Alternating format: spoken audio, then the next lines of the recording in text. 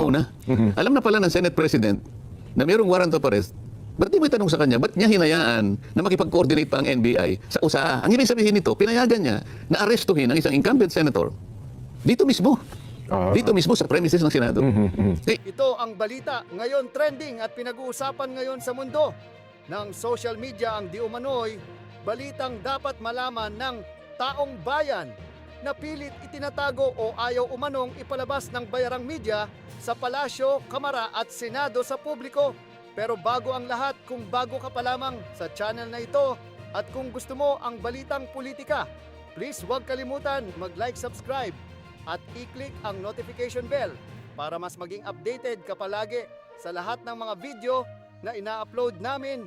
At ito na nga mga kababayan. Jen, kapag yung salitang yon na alam naman nating 100% na naglalaman ng pagmamahal. Yan, opo. Ng pag-aalala at pag-aalalay sa kanyang kaibigan, lalong-lalo sa mahal sa buhay.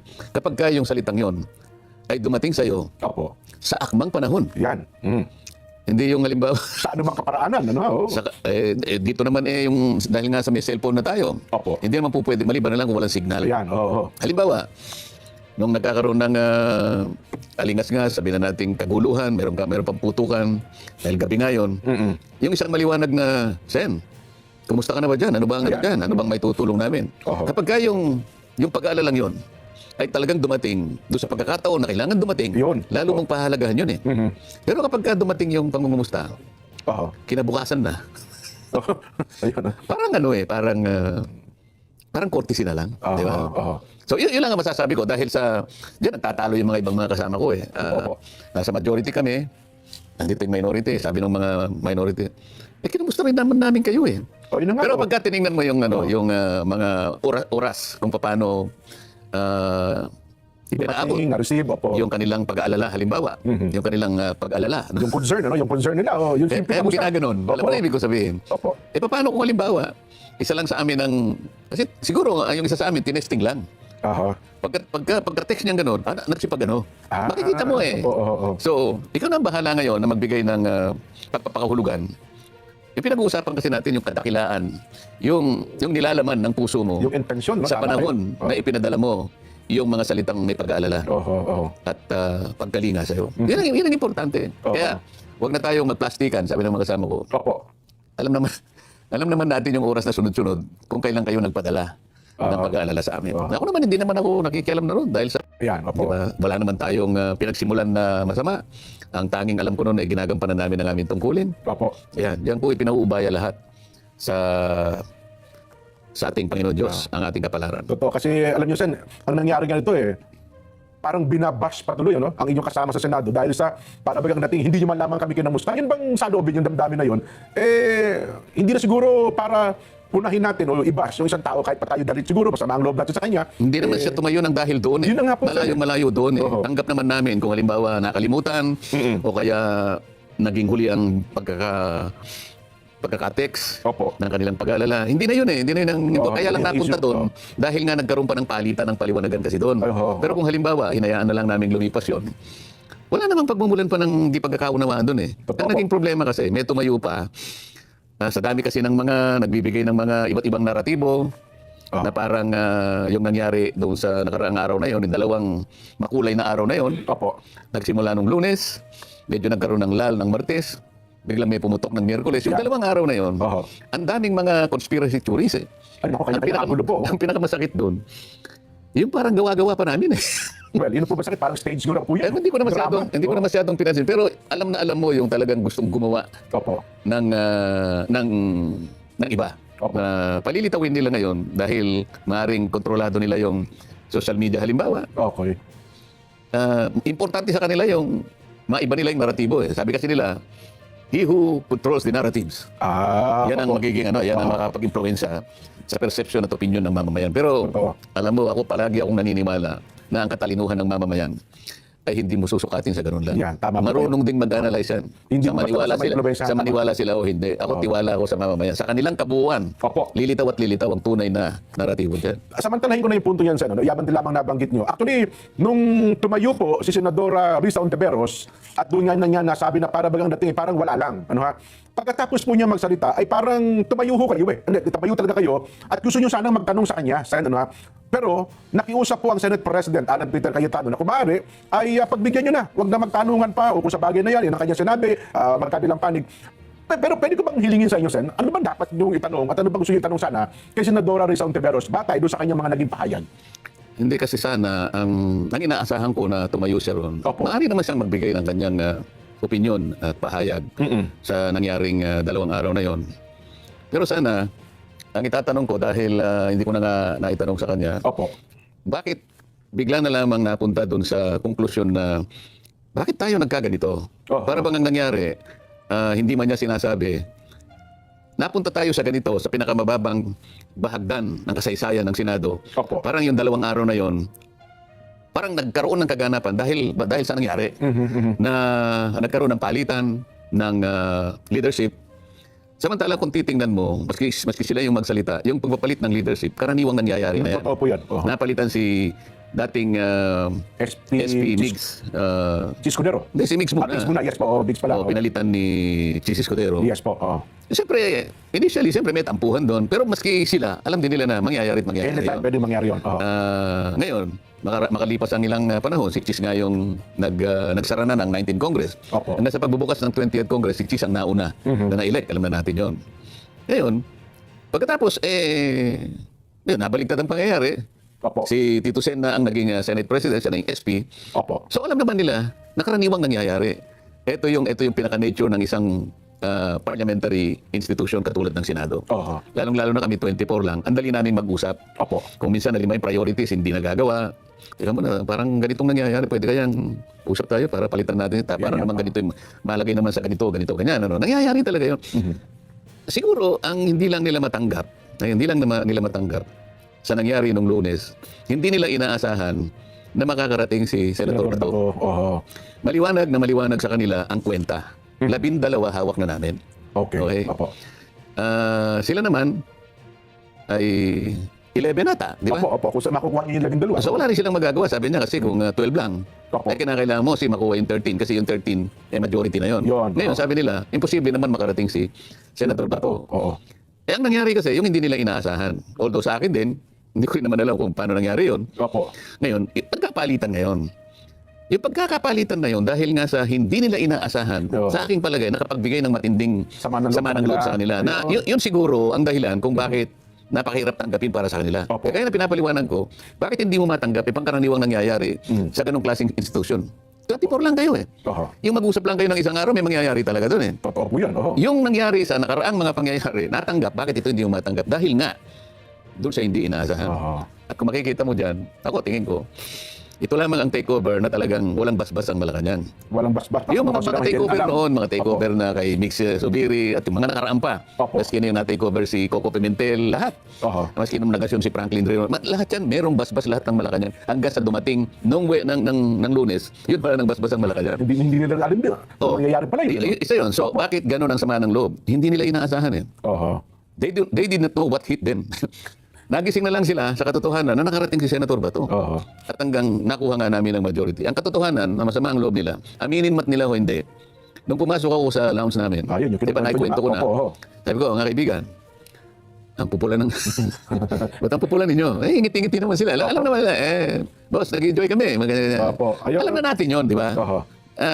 Kahit na gano'n na nangyari, talagang mahirap para sa kanila. Samantalang nung tanggalin nila si Cheese, may eksena ba? Wala. Wala po. Wala. Wala nga ang butuan sa amin. Oo. Sukat na nakita ni Cheese na, May bilang ay, na. may 14 na pala kayo. Sige.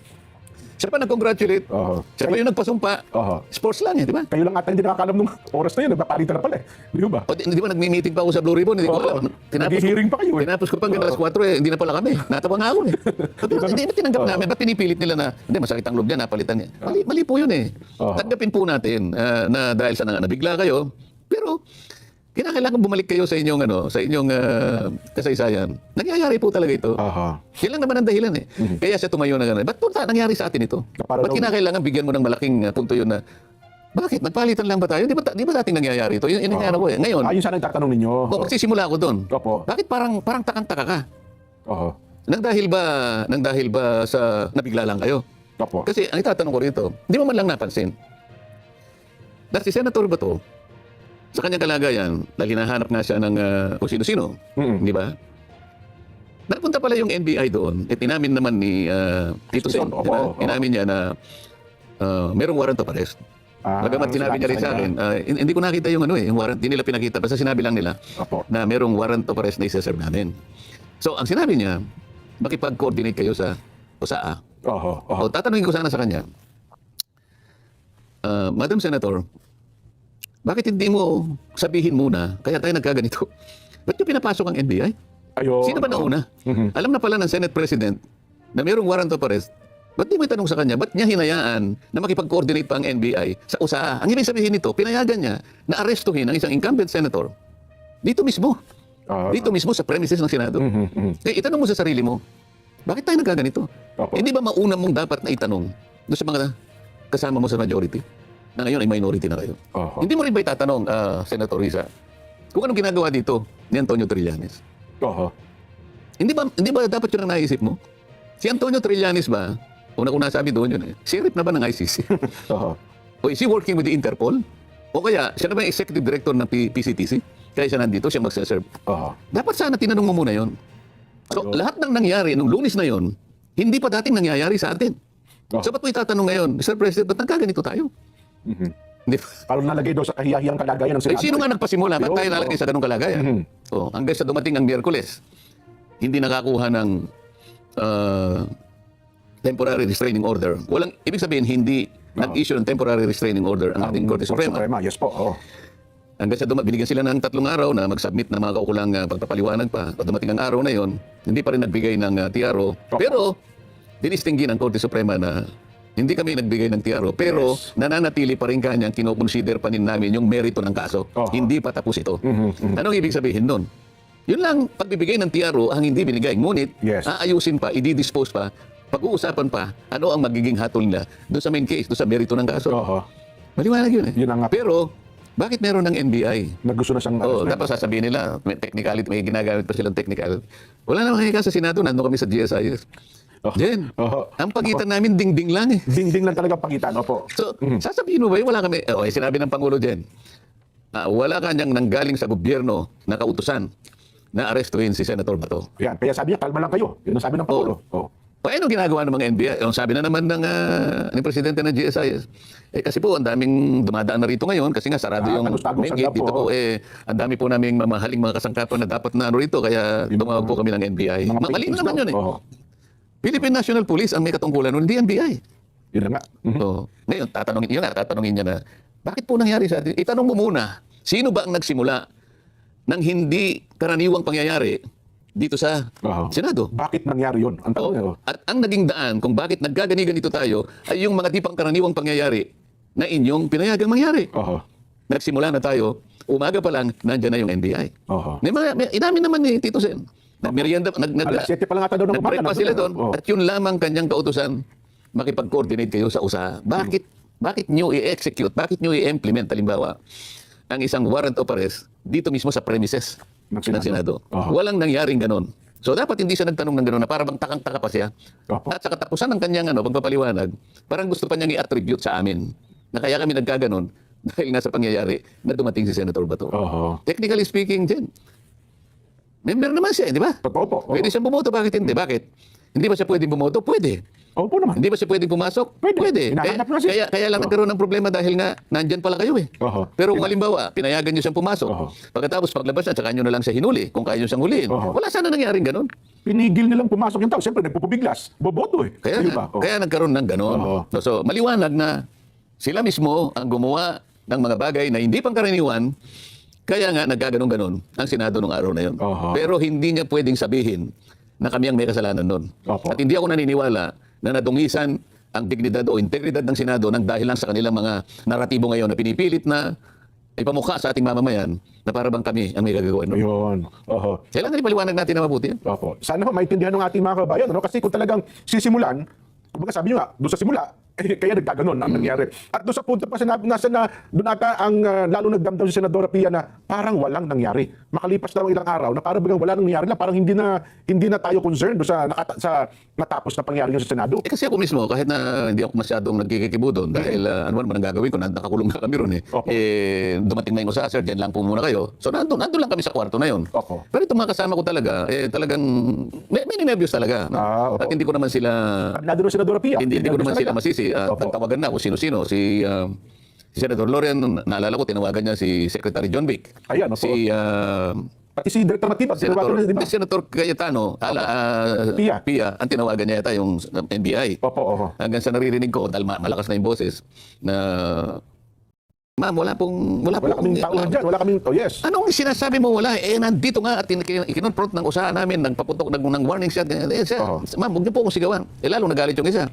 Oo. Yun lang ba sasabihin mo sa akin? Sinasabi ko nga nagkakaroon na ng putukan, ba't hindi ka pumunta rito? Ganun. So, merong tense talaga. Oho.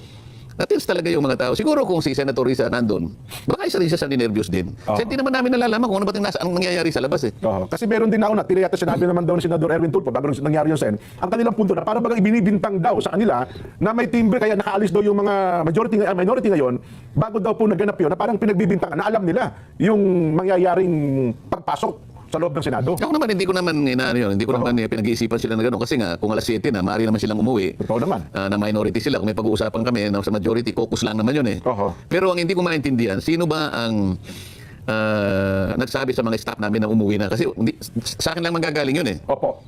Ang rules sa Senado, pag nandun yung kanilang senador, walang aalis doon. Ng mga staff. Oo, Opo. ngayon, tumawag yung isa sa akin. Isa rin nagsabing, sir, paano ito? Para may advice na rin sa May kanilang advisory po. Oo. Sino ka ako nagsabi? Basta po may tumawag dito na magsiuwi na po kami kasi maaari pong magkaroon ng commotion, maaari magkaroon po ng incident. Dahil hindi po nakapag-secure ng TRO si Senator Bato, baka po pipilitin na huliin siya ngayon. Kaya para okay. po makaiwas sa anumang mga ibang pangyayari na hindi inaasahan, sinabi po namin. Kaya nadidetect ko na medyo ninenervyos na rin yung mga staff ko. So sabi ko, sige, umuwi na kayo. Ayun. Sino yung nagsabi nun? Oho. Wala naman sinabi yung usaan na magsiuwi na sila. Oo, kasi marami doon ata sinabi ang mga staff ng Senador Sen na umuwi na ng mga oras na yun eh. Yun po ang kaya marami po talaga sa kanila naglabasan na ng opisina. Eh siguro ito pwedeng mangyari mga staff ng mga staff ng mga minority senators. Opo. Magkakakilala naman yung mga namin eh. Oo. Magkakaibigan nga yung iba ron eh. Totoo po naman, oo. Halimbawa yung staff ng sino man sa kanila. Opo. Tumawag dun sa isang staff, "Oy, umuwi na kayo kasi pinauwi kami ng boss namin." Bakit? Baka may mangyari. So ganoon na. So, kung hindi nila pinaalis yung kanilang mga yung mga staff nila na maaaring nagsitawag sa mga staff namin, hindi sana nagkaroon ng ganung alarma. Oo. Ay,